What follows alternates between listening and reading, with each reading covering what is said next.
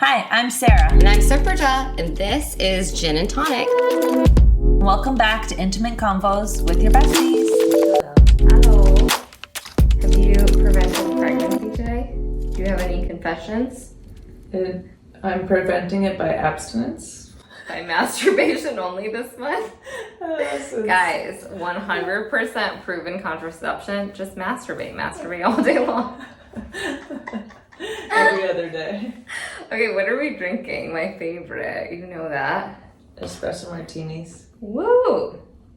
I'm scared, guys, because I've already put a dent in Sarah's probably $1 billion marble table, and she's pretending not to be mad at me by saying things like, I know it wasn't intentional. Check my marble table. This actually really happened 2 seconds ago. Sarah, can you tell me about your feelings? Be honest. I can take it. Do you want me to be more careful? I will be. And 2, do you want to confess on air how much money I owe you? No, it's fine. I really do believe that material is material. And if you're going to spend money on something, then you've got to get used to that it could potentially be damaged. Guys, can you write in the comments what you think it will take for Sarah not to speak to me? Because you are someone who holds it in. I do. So will I never know? No, I will. I feel like we have good communication. Don't you think, Sarah? Yeah, because you taught me that you genuinely love me, and when you're mean to me, you still love me. I'm just kidding. No, you're someone I would feel really bad to be. No, you really did teach me that though. Because sometimes when people hurt me, I remind myself, I know that person really loves me, and that was not their intention. It kind of sounds like I'm just teaching you to settle. You're like, if you're this pain I'm feeling is love, that's what I'm taught you. I know this man after 2 dates really loves me. I know that maybe I was intimate with him too fast, but I know when he called me names after, I knew he loves me. That's not the lesson, Sarah. But I think we always talk about how we're good at being like, trying to remember that we love each other and we have good intentions, and so giving each other the benefit of the doubt. Yeah, that's the phrase, benefit of the doubt. Yeah, but not for the men. I don't give them the benefit of the doubt for you. That's true. I'm trying to be better about that. I've cut off a lot of men recently. Guys, I'm gonna start a GoFundMe that's like, keep Sarah loving me, and you can donate to her marble table.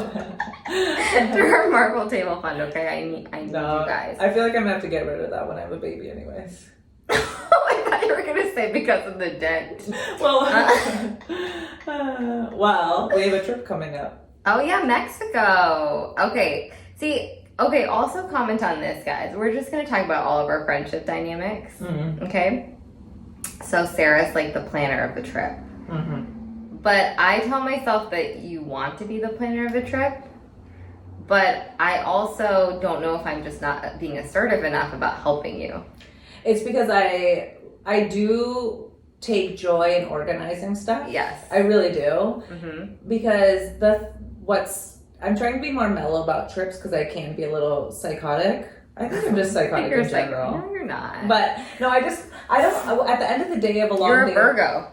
I'm a Virgo. Okay? I'm organized. I'm a Gemini, guys. But I just like to finish a day knowing no matter what we did during the day, how chaotic it was, how tired I am, there is a nice meal planned at that. My thing when I travel is I want to have very nice meals. Yeah. Like, it could be the best street food in the world. It could be the best 7-course meal of the day. I just want to have a dinner plan.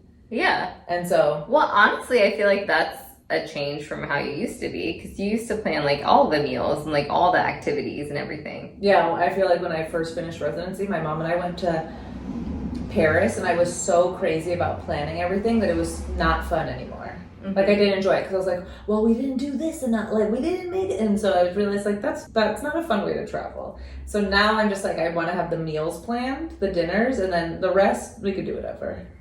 Yeah. I don't know what I'm like, honestly. You know what? I honestly think maybe why I really love traveling with people, because I love connecting with people and the experiences. But I think I feel so responsible for other people having a good time. I don't even know what I want outside of that. Like, I don't know what I would ask you for. Yeah, I could probably spend more time thinking about like what's actually important to me. Yeah, I feel like I know at this point like what's like I want super clean, super safe, and my meals plan. That's it. Those are the 3 big priorities to me when I travel. I don't know. Yeah. I think I just assume I can go back, but that's also sort of silly, right? Like I'm like, okay, like if we go on this trip and we don't do anything I want to do, like I'll just go back and do it. No. You need to be selfish. I know. Because I do think it's like very important to me to connect with people. And I know that like if you're having a good time, I'm going to be happy that you're happy. I sound like a psycho. No, I'm like, I've been better about like realizing like what I want out of a trip. Should we talk about our Spanish fight? Our Spain fight? Yeah. Oh yeah, our Spain fight. What's your perspective? Sarah and I went to Spain for 2 weeks, not 2 weeks, No. 10 days. But it was great. We had a great time. I mean, Sarah was goofy at baseline, but like even goofier, which I really loved. I was? Yeah. Really? I feel like you were doing even goofier things. Like the pillow barrier? Yeah, she made a pillow barrier between us. That's because I don't like people to touch me when I sleep unless you're a man. Calling out a man. I'm just kidding. You talked in your cartoon voice a lot. Oh yeah? Yeah, but okay, tell people about our fight. Well, it wasn't a fight. It was just a disagreement. There was tension. There was a tension. Tension. Essentially, I was again perseverating on dinners, and I was like, it just has to be the best dinner. Like, we gotta find the best dinner. Like, if it's not a good dinner, I'm gonna be really disappointed. If it's a tourist trap, I'm gonna be disappointed. And I very much exude that kind of energy. And I think Supraja was trying to give me feedback, but in a way that was not very direct and very indirect. And then it felt like I was being attacked. I was like, are you just trying to tell me something? I know, it's so sad. See, this is what you and like Adam are so good at this, where you're like so earnest about it. Well, eventually I was just like, are you just trying to tell me something? You know what though? Because I think from my perspective, like and this is all my problem, where if I'm like a little bit annoyed about something, I don't always acknowledge it even to myself. And then I just start making like weird comments. I like honestly was not even trying to tell you something, but when you said that, I was like, why am I being kind of a like low key, not nice right now? And then I was like, oh, I guess it's for this reason, which wasn't cool of me. But it's like I'm not even acknowledging I'm doing it for that reason, and it's something I really need to work on. I think I probably do this to like everybody close to me. Just isolate everyone close to me. I think I was like, Sarah, like, what does it mean about your personality that you're so... And Sarah was like, excuse me? Like, I don't actually need your commentary on my personality. Well, I didn't say that, but eventually I was like, I just feel like you're trying to ask me something that you're not saying directly to me. Yeah, and then I was like, you're right, I'm sorry. It just kind of stresses me out to feel like like that we have to have a perfect time or you're going to be really disappointed. And I was super receptive to that. Oh, yeah. I think the thing that really makes me sad is when people won't bring stuff up to me, because I'm actually quite receptive to feedback. So receptive. I'm such a people pleaser that I want to like, let's address it, let's fix it. But I'm also very guilty of not bringing stuff up to people. Yeah. And so I'm trying to be better about like, oh, well, I feel like you're upset about something. Let's just address it. Or if I mess up, I'm like, oh my God, I'm really sorry. Like, it's never my intent to hurt people. So explain to me why we didn't speak the rest of the trip. I'm kidding. No, we did. We took the next day off and separated. I didn't mean to separate. No, but it was organically done. Yeah. We organically were like, you're like, I'm gonna go to the Picasso Museum. And I was like, I'm gonna go shopping. Actually, that kind of broke my heart because I really didn't mean to separate from you. Although I'm kind of introverted more than people think. Like, I do need some alone time. But later you were like, oh, she wants to, you told me, you were like, I was thinking about it. And when you said that, I was like, oh, she wants to be alone. It's okay, I'll take this time to be alone. It's so sad. Like, honestly, I wasn't even aware of all that. I was just like, I don't know, it doesn't seem like I want to go to the museum. But yeah. But it was totally fine. It was totally fine. I actually am so grateful for our relationship because I really do feel like we work through conflict very well. Yeah, and I don't work through conflict. It's something I've worked on really hard, both in friendships and in relationships. Because if you burn me, you're dead to me. Guys, I already chipped her table. My marble table! I'm scared! It's fine. It's material. It's oh my God. material. Do you see how she's saying No, that? it's because my mom says that. Sara, it's material. Yeah. Actually, this one time I saw this meme, it made me want to cry. I was like, if I could be my mother's mother, I would be the best mother in the world to her. I'd give her all. I know. That's Sarah's about to cry, guys. I saw this meme and I was Do like, we seem unhinged today? well, it's just such a beautiful meme on Instagram. It was like That's a reel. really nice. I was like, oh my God, I would be the best mom to my mom. I'd give her all the love she never had. You do give it to her. I know I do. Sarah's obsessed with her mom. I'm obsessed with my mom too. Moms deserve to be obsessed with. Yeah. Best mom in the world. Mine too. Okay. We want to teach you about contraception. If you didn't listen, go back, listen to part 1. Because that was all the long-term reversible types. We review them. They're awesome. IUDs, implants, Depo-Provera, also known as the shot. Now we're doing other great methods, but just they work a little bit differently. And so we're going to go through them again in that same order, most effective to least effective. So we're going to start with combined hormonal contraceptives.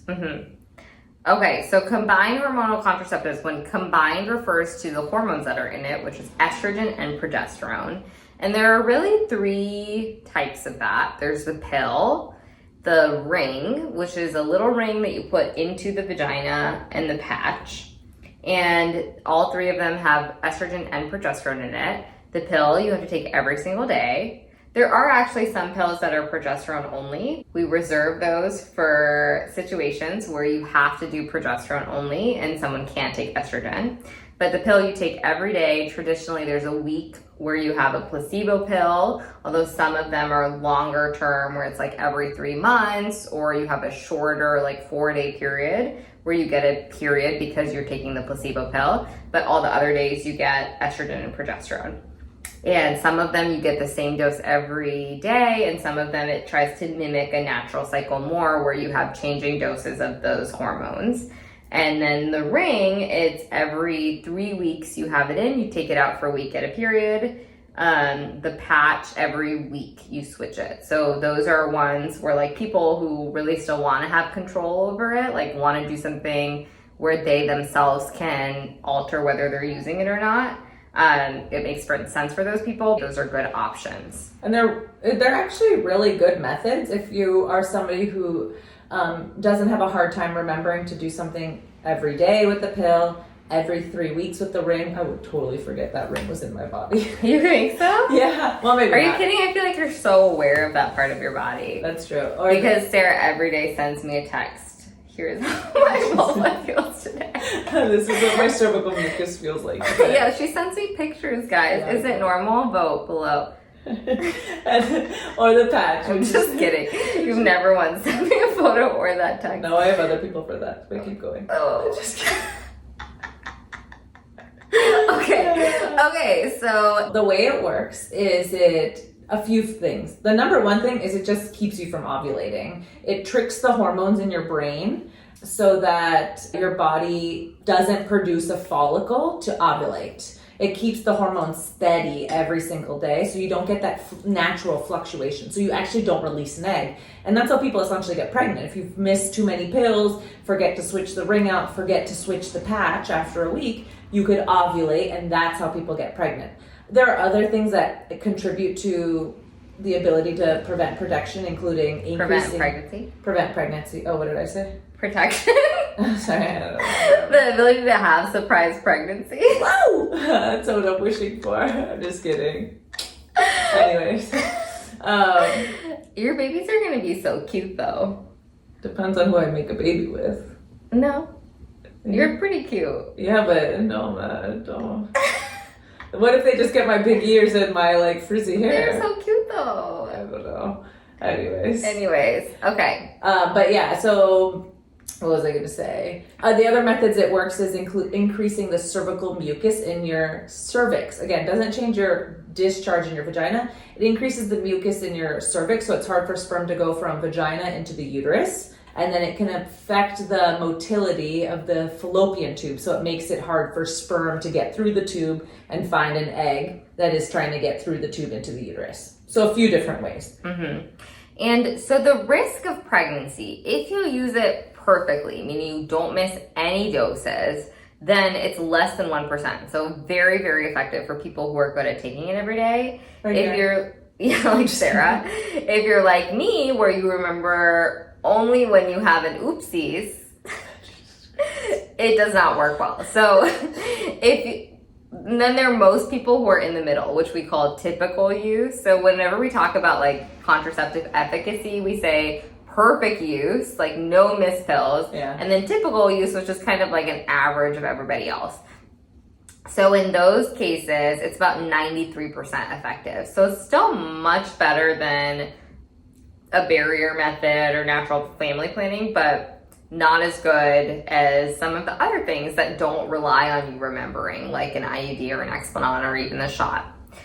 Okay, so what are things it can help with other than preventing you from getting pregnant, Sara? There's actually a few things that it can help with, and there's actually many reasons to use the birth control pill besides wanting to avoid pregnancy.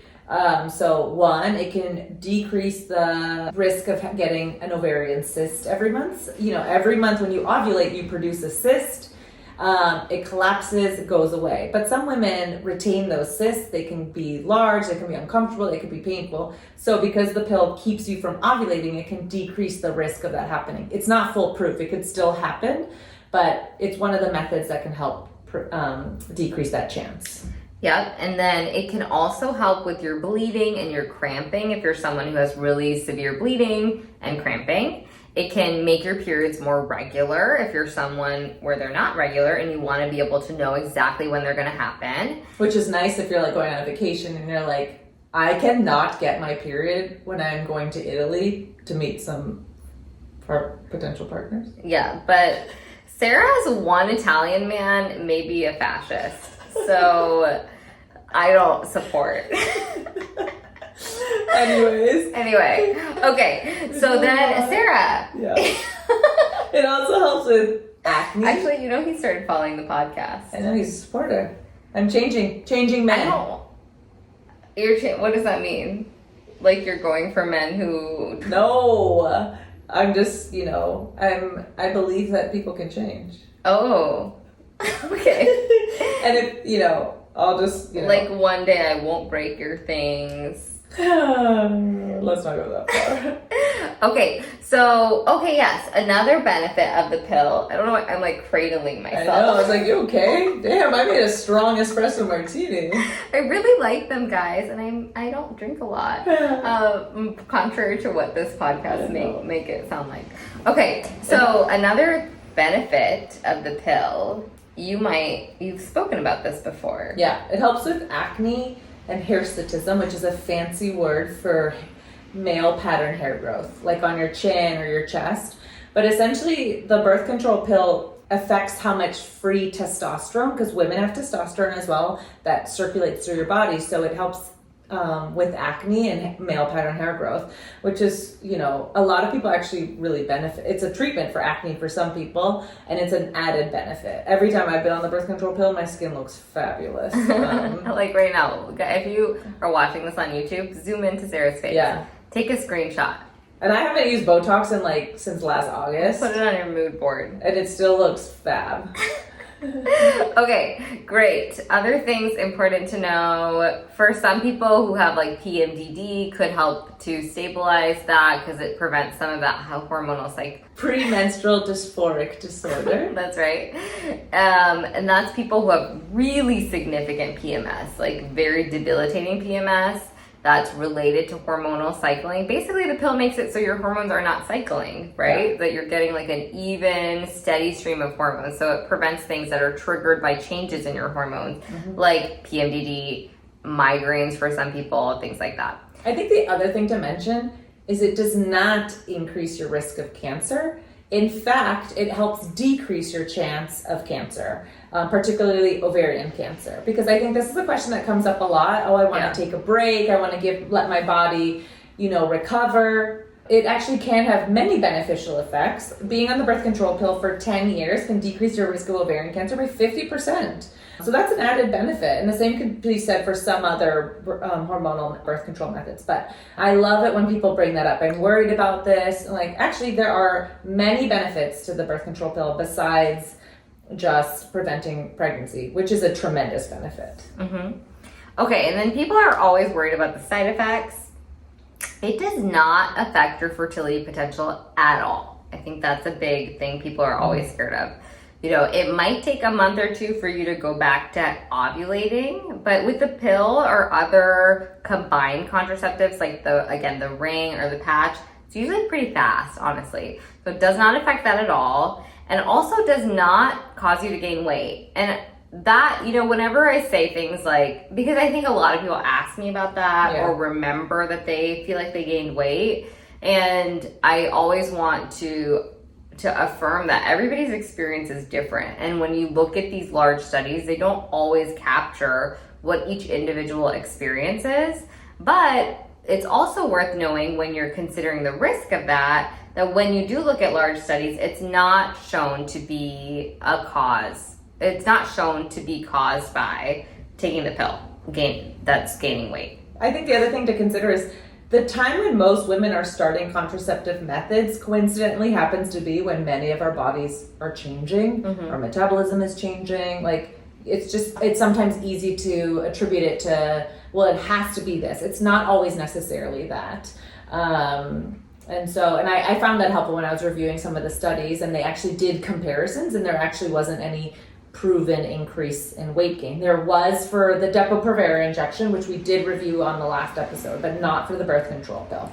Yeah, and just for anyone who hasn't listened to it yet, listen to it. It was about 5 pounds on average with the Depo, so not insignificant, but not a super significant amount of weight gain. Okay, and then things that people do experience. So some people will have irregular bleeding with the birth control pill or with combined contraceptive like the pill, the patch, or the ring. But most people have very, very controlled cycles, which is one of the benefits. And the nice thing is there's so many different combos of birth control pills. Like, it's essentially 2 hormones, progestin and estrogen, and there's many formulas. And so if you really are dedicated to this method and you want to use this one, you can try different. I've definitely had patients who have tried 2, 3, 4 different combos until they found a method that eliminated some of the side effects they were having and allowed them to benefit from the things we are commonly, you know, excited about when it comes to the birth control pill. So, you know, that's the nice thing. It's not just like one Depo shot. There's actually like different types of birth control pills available. So there's flexibility and adjustments available. Okay, cool. Okay, so for people who cannot use hormonal contraception or just really don't want an IUD that's not hormonal, what are their other options, Sarah? Like barrier methods? Yeah. Well, before we go to barrier methods, okay. I think the one thing we should mention about the combined hormonal contraceptives that makes it different from everything else we've talked about is there's more rules about who cannot be on these methods. Okay, yes. That your OBGYN or your primary care doctor should be reviewing with you, because there are certain conditions that people may have that unfortunately makes them ineligible for these methods. What are some of those methods, Supraja? Or some of those contraindications? Okay, so there are relative contraindications and then absolute contraindications. So relative contraindications are things like you should really have a conversation about and think about not doing that method, but in some cases, maybe it's worth the risk. Absolute contraindications are like, no, you definitely shouldn't do it. And so having estrogen specifically is what makes it different from like the IUDs and the implants and Depo. It's the estrogen specifically. But I always think of like 4 specific ones when I'm in clinic. And then if there's something a patient has that I've not heard of, I'll reference my CDC app, the Center for Disease and Control. Center for Disease Control. Well, anyways, the contraindications to the birth control pill, the major ones I think about: migraines with visual aura. So migraines, okay, but if you have visual changes when you have a migraine, you should not be on the birth control pill. It increases your risk of stroke. And this is the one I hate asking people when I'm like, do you have migraines? They're like, yeah. Do you have visual changes? And I'm like holding my breath. They're like, no. And I'm like, oh my God, I can give you a birth control pill. And in aura too, I think I was uninformed about what exactly it meant. Yeah. But it's a signal that your migraine is coming. So it's like, if you see like spots in your vision when you have a migraine, when your head is already hurting, that's not an aura, that's just having migraine. But if you like have a visual change that tells you your migraine's about to start and usually goes away when your migraine does start, that's an aura. So it's a specific thing, but the reason that we don't think that's a good idea to take that and the birth control pill is because the combined risk of the estrogen in the birth control pill or any really contraceptive form that has estrogen, and that increases your stroke risk to a point that we think is kind of unacceptable because there are other options. Other contraindications would be if you've active breast cancer. Yep. Mm-hmm. If you've ever had a blood clot in your legs or your lungs, known as a DVT or a pulmonary embolism, or if you have a genetic disorder that puts you at risk for one of those blood clot disorders, if you're a smoker, and if you have high blood pressure. Yep. Those are the big ones that I think about. And then if somebody has a medical condition, I'll literally whip out the CDC app in front of the patients. I'll be like, 1, 2, 3, 4. Like, I'll just go through it with them and review the pros and cons. Yeah. Okay, so barrier methods. There are a few types of barrier methods. The one that we are most familiar with, of course, is condoms. And condoms have about a 2% pregnancy rate with perfect use, about 13% with typical use, which just means that people don't put it on in time, it breaks, things like that, which causes it not to be quite as effective. The benefit of condoms is that it protects you from STDs, so it's like 2-in-1 scenario. But the downside is it's much less reliable than something contraceptive that is hormonal or the Paragard, and also that you're relying on your partner to put it on. Like, that can be uncomfortable. And you're also relying on them to use it correctly. Okay, Sarah, have you ever used a condom or anything else you want to confess? I've used condoms. Actually, I just got comfortable buying condoms a few years ago. I hated buying condoms. Why don't you just do it online? I just realized you could do that. Oh, you know why? Because my dad was in charge of my Amazon account for years. Oh, so you would see it? I couldn't let Brian McKinney see that. Do you think Brian McKinney listens to this? I hope not. I'm just kidding. But now I have my own Amazon account. I guess I could do that. Okay. So yes, you can use a barrier like a condom. There are also other things that you don't have to rely on the cis male to put on a condom. Like, there's a female condom, there's a diaphragm, a cervical cup. I think all of those things have around the same efficacy. Would you say? Yeah, it's not good. The thing, it really just because it relies on it working perfectly, not breaking, and that you put it on perfectly. So those things can be hard, but definitely better than nothing. And it, the efficacy rate with the diaphragm and the cervical cap is around, 12% of people are going to get pregnant in 1 year. The diaphragm and the cervical cap are essentially devices that a woman is putting into her vagina in combination with spermicide before having sex. And you actually have to wait a certain amount of time before you have sex, like 10 minutes for the spermicide to kick in. You also have to have it well fitted to match the size of your vagina and cervix. And in all honesty, I feel like a lot of OBGYNs are not trained in fitting these things. Yeah, because it's just not as common anymore. So I feel like if somebody came to me and they're like, I want to use this method, I'd be like, oh God. I know. I'd have to read the instructions and figure out how to do it. But I'm all for women taking ownership of their contraceptive methods. I just think it's the efficacy rate that kills me a little bit. Yeah. But I always tell people too, these things are effective to a point and definitely better than not doing anything. Sometimes you can combine methods to make it more effective. Like, you can do a barrier. So Sarah can do 7 different methods. I literally was using condoms, birth control pill, and an IUD at one point. Yeah, so if you are wondering if your obsession is normal, think of Sarah, then consider if you think she's normal. Just have these conversations with yourself. But I need to start seeing my therapist again.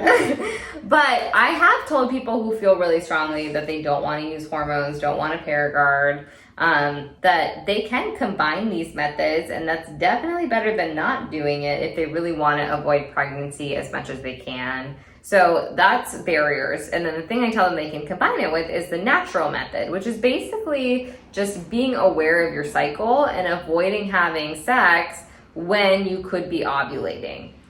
So obviously most effective in people who have very predictable cycles. And the idea is that you're really only fertile in a specific time of the month. I think this is crazy. When you ovulate, that egg is really only alive for about 12 to 24 hours. That's it. But sperm can last up to 5 days in the vagina and the urogenital tract. So if you maybe had sex 2 or 3 days prior, you may still be at risk of getting pregnant. But sometimes I think it's crazy how people get pregnant. No, it was really nuts that but honestly, people have a lot more sex than they have babies. Than us? Than me? Not you. Okay, but okay, so anyway, yeah, so basically you can track things about your body. So you can track your cycle, see when your ovulatory period is. Don't have sex then with someone who is putting sperm inside of you. You can check for your basal body temperature. You can check your cervical mucus. All these things can tell you when it's more likely that you're going to get pregnant, and you can use those as cues not to get pregnant. So how effective is that, Sarah? 25% of women will get pregnant in 1 year. Okay. So it really depends on you really understanding your cycle, like being a regular, like having a period every month and knowing when you're ovulating. And I think that's the hardest part. Can you reasonably predict when you're ovulating? And I've used those ovulation predictor kits just to understand how they work. It's like requires you to be like proactive about it. You got to pee on the stick, you got to check, and it means you didn't have sex a few days before and you're at least waiting 1 day after. So you have to be really proactive about tracking it, and whatever method you're using to track it, hoping that it's a reliable method. And even when they've done studies on like using the phone apps, not the best method to track ovulation. Like as much as a stick or the temperature, the mucus, all that stuff together? Yeah. Got it. Okay, so then what if you had an oopsies? Meaning you met a hot Italian? Or you realize you care too late, or your condom breaks.